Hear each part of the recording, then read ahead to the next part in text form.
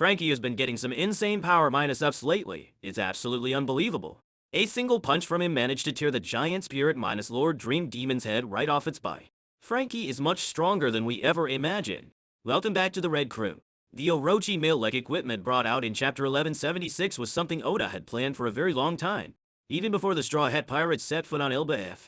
Thinking back, Oda had already planned a power minus-up for Frankie as far back as Chapter 1134. The box from Vegapunk was brought out by Jinbe. Inside it was a perfectly complete body, a secret drive Vegapunk created about 20 years ago. He made it to avoid detection by the government when he came to the North Blue. It might sound a bit confusing, but don't worry, I'll explain everything in this video. Before, you've asked me what I thought about Luffy eating the Mother Flame to transform into a new form, with power even more terrifying than Gear 5, but that's extremely unlikely to happen, because the Mother Flame is an energy source used to power machines, not humans. If anyone were to get it, Frankie would be the prime candidate. The giant weapon that flew over the skies of Lulu SIA, wiping the island off the map in an instant. Just imagine if Frankie were to use the Mother Flame later on. How terrifying would the power of his mechanical body become? But the main energy source that powers Frankie is simply cola. So it seems the Mother Flame created by Oda was intended for a different purpose. It belongs to the world government side in the future war against the ancient weapons. So, what is Frankie's new power if it isn't the Mother Flame? Join me as we dive into some incredibly exciting analysis I've been working on recently. Recently, Lilith brought out some machines, about 4 of them, called Universal Absorption and Conversion Types, or Odyssey for short. Universal here means they can absorb anything considered energy. In One Piece, we understand these as elements like fire, lightning, or even physical mass. Just think of the Logia minus type devil fruits. This machine can absorb them. It's like a furnace that cooks them down and converts them into another form. Before Chapter 1176, we saw Lilith launch the machine. The machine responded to the command retrieve thermal energy. After that, this machine spun around and absorbed heat, all around the areas it passed through. This means it sucks up high temperatures to convert the environment to a low temperature, so when it flew to the burning area where the C-beast weapons were, the fire was immediately extinguished and turned into ice. This machine can certainly absorb many other types of energy depending on the situation, which is why it's called a universal absorber. To convert it into a liquid that Lilith calls Super Vega Cola. Out of all the characters that have appeared on Egghead, and even in all of One Piece, it seems no one else uses energy from a cola bottle. This means jive.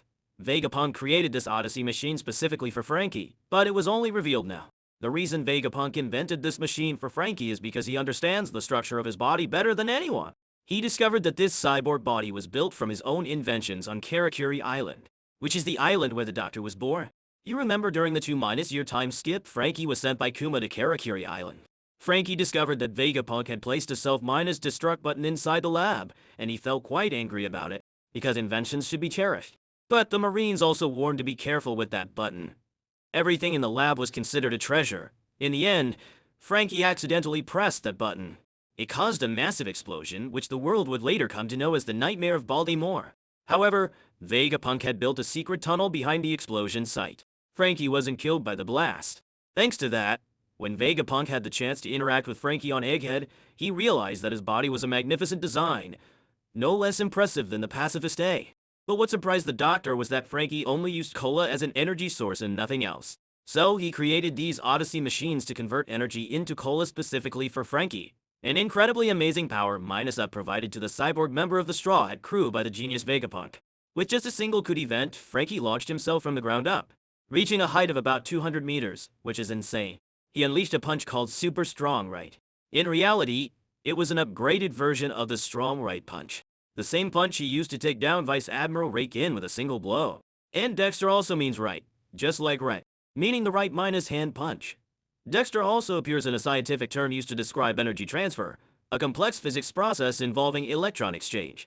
Since Oda gave us the name of Frankie's attack, it would be a real shame not to mention it, right? And have you ever thought about the body of the giant spirit minus Lord Dream Demon? For example, Jinbe's Vagabond Drill. It's a punch used to create a propulsive force under the target's stomach, forcing them to push air up their throat. And Jinbe said the punch he unleashed made even a Sea King spit out what was in its stomach. That was extremely accurate when it was propelled upward. Another impressive thing we saw was Frankie's punch. When he was filled with Super Vega Cola, it created an explosion of white lightning, causing the Dream Demon's head to shatter and separate from its body, before flying an extremely long distance. Besides Loki's destructive power, a single devastating blow that turned the demon into a pile of rubble. Frankie is the second person capable of inflicting massive damage on these super-sized giant beasts. If a single punch is that impressive, just imagine if Frankie used energy-minus blasting attacks with a passive stay. How terrifying would the level of destruction be? Don't think Frankie is weak just because he doesn't use a sword. He's a deadly marksman. He once shouldered cannons and shot down a whole line of fish-man grunt villains serving H.O.D.Y. Jones. Then later in Dressrosa, Frankie also took out many of the Don Quixote pirates' grunts. Most notably was the battle in Wano, when Frankie threw Sasaki into the air. Despite being in an unfavorable position, he still aimed precisely at his opponent's injured, exposed belly, which was also Sasaki's weak point. It sent him straight to the afterlife. The radical beam is relatively similar to Admiral Kizeru's pacifist day laser, integrated into his cyborg body. However, since it takes more time to charge up, the damage level is also more devastating. After being filled with Super Vega Cola, Frankie will definitely improve his laser firing speed significantly. It's a shame we haven't been able to see it recently, because a single punch turned that Spirit-Lord Dream Demon into mush already. Frankie's power requires cola to be used. However, his storage compartment can only hold 3 cola bottles. Of course, every time he uses an attack, the cola gets depleted. When he runs out of cola, Frankie becomes completely exhausted, like a machine with no battery left to operate. That's why he always carries spare cola bottles. The most prominent example was the battle in Dressrosa in Chapter 747. Frankie used a spare cola bottle to help destroy the factory, feeding it into his body. Perhaps the reason Drive, Vegapunk created for Odyssey machines, was to provide Frankie with spare cola bottles whenever he's in a critical situation. He can just convert energy into cola and continuously unleash his power without worrying about shortages. This is a huge power boost for Frankie, allowing him to fight with greater damage, over a wider range, and with more stamina during battle. Let's go back and explain a bit about Vegapunk's 20-Year-Soul clone. Why was this clone brought to Elbaf? Let's look back at Chapter 11 Third Eye Floor to see it more clearly. Jinbe revealed, "We brought this with us, as per Vegapunk's request. We don't know what's inside." This proves that when preparing his luggage to leave Future Island with the Straw Hats, Vegapunk had already prepared this clone, because he knew he wouldn't survive the attack from the Marines and the world government.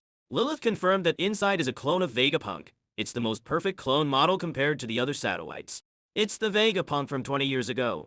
The secret was recorded in the research from O'Hara, and from there, he discovered a large part of the Void Century's history that the government has been hiding. However, staying on Egghead for too long to upload the data into his brain would lead the government to discover his absence. So he created an identical clone and placed it in his lab for months. After the doctor's main body was finished on Egghead, he stored this clone inside a special cultivation fluid container and brought it with the Straw Hats to the Island of Giants. However, on LBF, there isn't the safe equipment needed to bring this clone out. Therefore, Lilith plans to settle on LBF for a while to build a new laboratory. When this clone is brought out, it will be the same as the main body. As the most perfect clone, it will possess his own intellect, not a separate personality like Lilith or the other satellites. This Vegapunk will have the ability to restore Kuma's mind with the technology in the newly built lab. It's only a matter of time. At this point, have you realized something? Vegapunk isn't really dead. Not only that, he has scattered his brain across many places in the world, within the satellites. For instance, the surviving satellites. They plan to merge back into one unique individual. They plan to go to the Sky Island, to meet Nami's teacher, Herdas, and especially, the Vegapunk from 20 years ago, created alongside Kuma and Bonnie, will join the Revolutionary Army, just as Kuma once promised Dragon. He promised that as long as Bonnie was cured of her illness, he would definitely return to fight alongside his comrades in the Revolutionary Army and Dragon one more time. So there's no doubt Kuma will definitely recover with the help of the doctor, of himself in the future, and surely in a short amount of time. Hopefully, the analysis in this video has helped you understand a bit more about the return of Vegapunk and Kuma, along with the power -up that will turn Frankie into the strongest cyborg. As for Sanji, he's not a cyborg, everyone. Why? You'll have to wait and see. Ragnar wields elemental power. Besides its ice and lightning attacks, what could be more terrifying than this? But what this hammer has shown is truly intimidating. Ragnar can also fly on its own. Many of you thought of the case where Loki said he could fly. It was because he threw the hammer into the sky, then used his lightning speed to dash forward, grab the hammer, and fly with it. Sounds pretty cool? No joke. Oda is really making Ragnar too overpowered. A hammer that's quite different from Thor's Mjolnir in Norse mythology. While Mjolnir can only summon unlightning and always returns to its owner's hand, this Ragnar is even more impressive with the ability to summon unlightning, ice, and much more. Ragnar also only allows those who are worthy to lift it. So, what about Usopp? Besides using his slingshot, he can also use a hammer. Will he be able to lift Ragnar? To lift Ragnar, you don't need great strength, everyone. You just need the hammer's permission, and that's it. This is a rather impressive piece of data for Usopp. Will he surprise Loki and all the other giants? Let's find out right now in this video, everyone. Usopp using a hammer is a super minus class running gag in One Piece for entertainment. The first hammer he used appeared in the Alabasta arc. Usopp used it to fight the molefish minus man. And then later in Alabasta, Usopp started increasing the weight of his hammer to 5 tons to fool Mr. Four. At Thriller Bark, Usopp again increased the hammer's weight to 10 tons to make Perona pass out before she could land a hit. All of this was just for visual effect, as the numbers written on Usopp's hammer were not accurate at all. It was just a balloon with characters written on it to intimidate the opponent's spirit. As author Oda confirmed, once an opponent's spirit is intimidated in a battle, Zoro once unintentionally used Haki to intimidate Monet, causing her to be unable to reform her body after being slashed, even though he didn't use armament Haki to cause damage. So Usopp's opponents mostly already thought of defeat and collapsed. They passed out before the attack even touched them. This helps Usopp achieve an overwhelming victory in terms of morale. Kaido also thought of defeat before he launched his final attack against Luffy. His will was shaken, leading to his Haki weakening to the point where he couldn't overcome the giant Bearjan gun, even though he was considered much stronger. Let's talk about a warrior's mental strength. Besides getting it through training, it also increases to a new level with strong determination. When Luffy took Kaido's final punch in Wano, that was the reason, nothing else. Back to Usopp, who is expected to become a brave warrior, but so far that remains very vague as Usopp hasn't been able to do anything, other than getting captured and becoming a hostage. What role is there for Usopp? Surely, lifting Ragnar would be the most impressive performance for our god. Ragnar is known as the national treasure of Elbaf. It plays an extremely important role in protecting the kingdom's legendary devil fruit. Anyone who approaches is attacked by it. King Heron couldn't really help Prox because he couldn't retrieve this legendary devil fruit while Ragnar kept attacking him whenever he got close. Fighting a divine weapon made Heron hesitate not because he wasn't strong enough to defeat it. It was more like his spirit wasn't strong enough, he lacked faith. Only when Heron gained immortality and a surge in power from his pact with I Am did he become confident that he could defeat many things, and then he desired to eat it. Loki is the same way. Loki only launched one counterattack that made Ragnar bow its head, and it accepted him. There wasn't any fierce battle. That will made Ragnar accept Loki and willingly offer the devil fruit to him. Assuming Heron had that same determination, he could have gotten it, but he never did during the time Rox was persuading him. And Ragnar is alive because it ate the squirrel Zeo and Evil fruit hundreds of years ago. But you might ask why it wasn't a squirrel that ate a hammer fruit, but a hammer that ate a squirrel fruit. This has never been confirmed by Oda, but based on the trope of weapons eating Zeo and Evil fruits, most viewers believe this is a hammer that ate the squirrel Zeo and fruit. The most convincing evidence is that Ragnar can transform into 3 forms squirrels, squirrel minus hammer, and hammer. This is only suitable for a Zeo and minus type devil fruit, whereas a hammer fruit would have to be a Param CIA type. A typical example of a Param CIA fruit is the smooth minus smooth fruit. A person who eats a steel minus steel fruit can only harden their body parts to become as sharp as steel. They can't just turn into an inanimate steel tree or a lump of steel. Therefore, it's 99% and almost 100% certain that Ragnar is a hammer that ate the squirrel Zeo and Evil fruit. So how can this divine weapon Ragnar summon lightning when it strikes Heron in the Atom Tree? Or summon cold air to freeze the Dream Demon? It reminds me of the various dials that exist on Sky Paye, those shells that store energy. For example, the wind dial. Just point and squeeze it in the direction of the wind for 30 minutes, and it can release wind for 30 minutes. This was revealed in chapter 240, you can check it out again. Similarly, Zeus was created from Big Mom's soul, along with a thundercloud. Zeus has the ability to eat the thunderballs Nami's weapon creates to maintain its energy source, using it for powerful attacks whenever he confronts an enemy. Strangely, each of these energy minus storing types only emits the single type of energy it absorbed. It can emit multiple types like Ragnar. So far, 2 natural elements have been seen, lightning and cold air, and these 2 types of energy generally cannot be converted into one another. Even with devil fruits, it seems they can only use a single element like cold light or magma. There really isn't a suitable theory to explain the reason why Ragnar can use both of those elements, and possibly even more natural elements, for instance, if Ragnar could breathe fire or control plants. And if you look closely, during the fight with Loki, Ragnar even seemed to create a tremor, causing the ground to shatter into pieces. This made Loki lose his balance and fall. It's quite similar to the tremor minus tremor fruit, isn't it? An unbelievable weapon. It's so intensely impressive. Of course, Ragnar can also change its own weight to make it easier for its owner to hold. As for others, even if they used all their strength, they couldn't budge it, let alone lift it. Thanks to the will of the Zeo and Evil fruit, Ragnar can control itself according to its own will. An inanimate hammer itself cannot activate these powers randomly. The user would have to control it through the weapon's structure. For example, a button to summon lightning, another to summon cold, and another to change its weight. We need to wait for more data from author Oda to be able to explain the origin of the divine weapon Ragnar's crazy power. Right now, it's just a vague everyone. As mentioned, Ragnar can change its weight to make it easier for its owner to hold, so Usopp still has a chance to lift Ragnar if it allows him to do so. Ragnar ate the squirrel Zeo and Evil Fruit, and squirrels usually like to eat acorns. Among all the pirate crews in One Piece, only the two Entieta pirates have an acorn symbol on their flag. This symbol also seems to imply a connection with the giant race. According to their history, over 900 years ago, the land of the dwarves was destroyed for unknown reasons. This caused their resources to vanish, forcing them and the two Entiets to search for new resources. And then they were rigged by the Don Quixote family into a labor contract, exploited, and became slaves, helping the kingdom of Dressrosa prosper thanks to the dwarves' farming abilities. Ragnar existed at least 900 years ago, before the land of the dwarves was destroyed. Is there a fateful connection between Ragnar and the two Entieta tribe that hints at the reason the dwarves lost their resources? Because it's too vague, I can't say for sure what happened. But the connection between the squirrel Zeo and from Ragnar and the acorn on the two Entieta pirates' flag makes me extremely curious. As for Usopp in Dressrosa, he was worshipped as a god by the giant Haj Rudin and the dwarves for his boastful eyes. And these two races are quite gullible. Usopp has a talent for speaking. His clever words will help Usopp turn himself into a god once again on the land of Elbaf, just like he did with the two Entieta tribe. Ragnar has its own will, is quite cute, and relatively naive in its squirrel form. If Usopp gets a chance to approach it and says something that it likes, it will definitely allow him to use Ragnar's power immediately. At the same time, the lies about him being a hero who wields a hammer weighing thousands of tons will become reality in One Piece. Because Oda has a habit of turning Usopp's lies into reality. For example, to stop Zoro, Sanji, and Luffy from fighting, as Usopp said that a beautiful swordswoman would bring them meat. In the end, Oda created Princess Rebecca.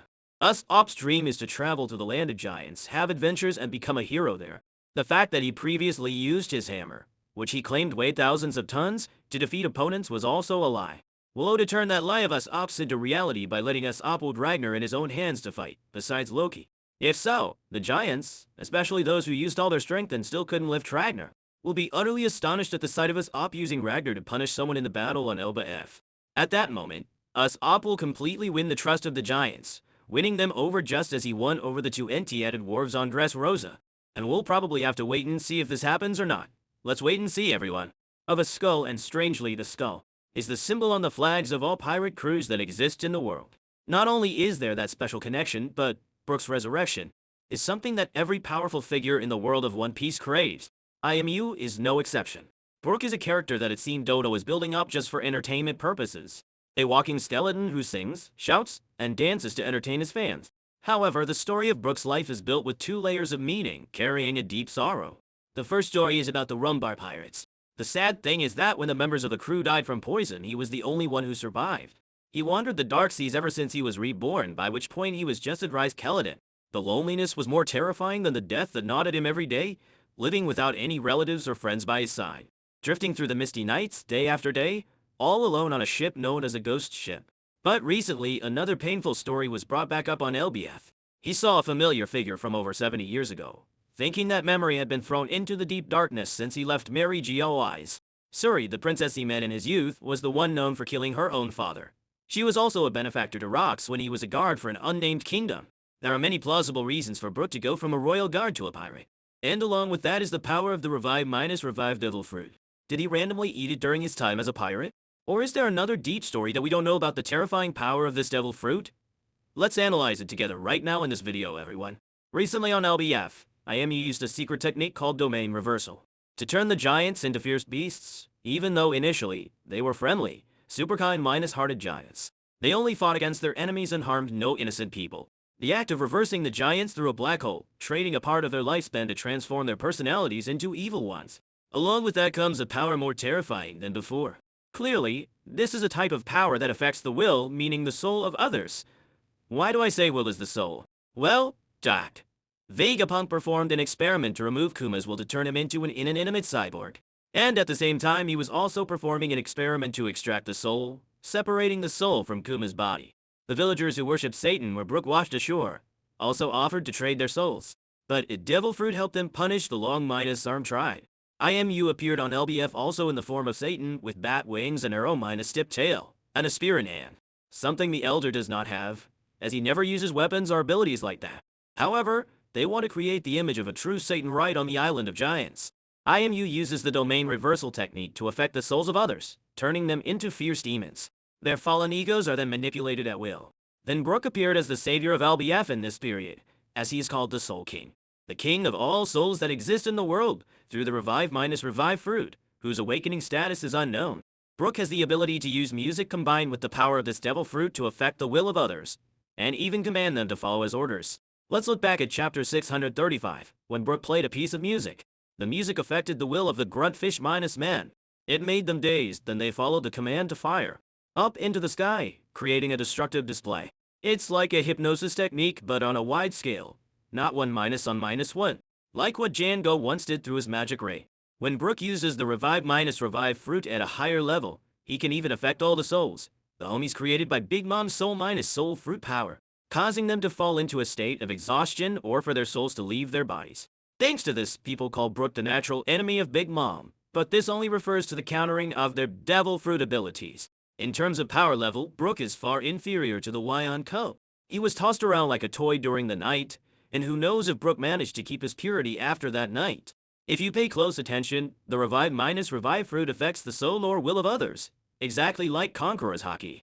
It causes the target to lose consciousness instantly if the effect is strong enough. All living creatures that exist in the world have their own soul, and Brook is the one with the ability to affect souls, so isn't he the crucial key to solving this difficult problem on Elbaf? The domain reversal technique is like creating an evil soul that possesses the body of another. 38 years ago, it possessed Rock's body, turning him into a bloodthirsty demon, a puppet following all of IMU's commands. Yet Rox could still use his own voice from deep within his soul.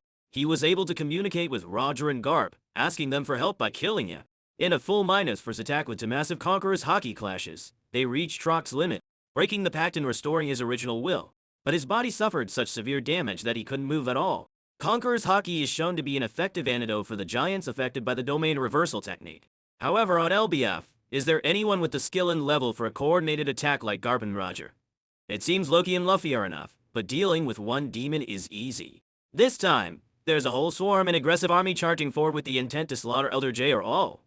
Is Oda reusing the old script with two Conqueror's Haki users?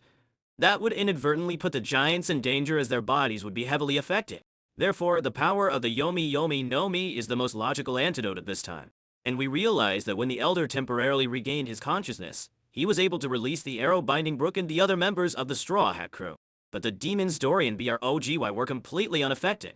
This data proves that even if the Elder escapes IMU's control, things won't just stop. It seems that 38 years ago, even after IMU left God Valley, Rox continued to carry out the order to slaughter everyone on the island. Therefore, Brook, with his power to affect the souls of others, is expected to be the greatest savior. He will reverse the mindset of those giant demons. You might remember, the Revive fruit is the only fruit that will not reappear after its user dies. Brook has used this devil fruit for over 52 years, and its origin is still unknown. But he didn't know what its abilities were, and he had to die for this fruit to activate its special ability. Brook's soul separated from his body, but the fruit didn't reappear like other devil fruits. Instead, it prevented his soul from going to the afterlife. And instead, it moved through space in the form of a blue stream of gas, and surely with a very light mass. Because of the thick fog, Brook's soul couldn't find its body until it was just a pile of dry bones. Yet, when the soul entered the skeleton, it broke all the laws of physics that exist in the universe. A living skeleton without any organs or flesh, yet it can feel pain just like a normal person. After the time skip, Brook gained control over the power of the Revive fruit. Each of his attacks is like a melancholic melody, combined with the energy of the underworld. It freezes enemies in the blink of an eye. He gradually realized he could affect anyone's soul, helping him become the king of souls, something everyone has to maintain life. Oda even created an incredibly crazy story for Brook right here on Elbaf. If he recognizes Princess Suri with her blue hair and two different colored eyes. Suri over 70 years ago killed her own father, earning her the nickname the father-slaying princess. That person was also Rock's benefactor. If Suri and Brook both came from Mary GOIs, what if Suri's mind was controlled by IMU, turning her into the killer of her own father? Suri is also a victim placed in an impossible situation, just like Prince Loki with the prophecy of killing his father king. It's unbelievable that Oda would arrange for people with such similar misfortunes to appear on opposing sides. Let's wait and see if Suri will be freed, everyone. From what we've seen, IMU has regained control of Suri's body to attack Brook. But the type of attack didn't have high damage or a great level of danger, unlike the stab attack on Sabo. Brook easily blocked it with his Kane- shield. for IMU to use Conqueror's Hockey for that attack. BROOK'S music, when combined with the Revive fruit, will touch the soul. What he wants right now is to hear Suri's explanation of the sad story from over 70 years ago, the day Suri killed her father. I predict that Brook will unleash his power to envelop IMU's body, causing him to become confused when his soul cannot resist Brook's influence. Suri will soon regain her memories. Suri is a very important factor in revealing clues about IMU, as well as the secrets of the Holy Land of Mary GOIs. Having lived over 70 years ago and served as an attendant to IMU there, Suri is surely a crucial trump card that Brook must free from this Dark King of the world. However, there is still one thing that is extremely concerning the tattoo on IMU's left hand. Shanks has no way to counter it other than sacrificing his left arm. And 13 years ago in the East Blue, Saint Saturn was killed by IMU from a distance, turning him into a skeleton after the Conqueror's Hockey explosion on the Marine ship. This proves that IMU can still kill Suri, even if she fully recovers her memories. Hopefully Brook will have some solution, some stroke of luck to save Princess Suri's life using the power of the Yomi Yomi no Mi, preventing the process of turning her into a skeleton just like Saturn. Besides that, there's another crazy thing I'm thinking about, which is that Brook stole the Revive fruit from the Holy Land of Mary GOIs and dated before escaping to become a pirate. Don't forget that Saturn once experimented on Bonnie's age fruit. This proves that there is a very modern research area in the Holy Land that has never been revealed. Perhaps the power of this Revive fruit is also something IMU is currently researching. He wanted to create something even more terrifying, but Brook beat him to it. Now is the moment for Brook to show his supreme power, the power of the Revive fruit, an awakened state in a critical moment to save Suri from death at the hands of the World King IMU, right here on Elbaf. And at the same time, he will also be the one to release the evil souls that have possessed the giants from the domain reversal technique, helping them return to normal without suffering bodily harm like Rocks did 38 years ago after the battle with Garp and Roger. Let's wait and see what Brook can do with the Yomi Yomi if it awakens, the thing that will make him the king of all souls that exist in the world.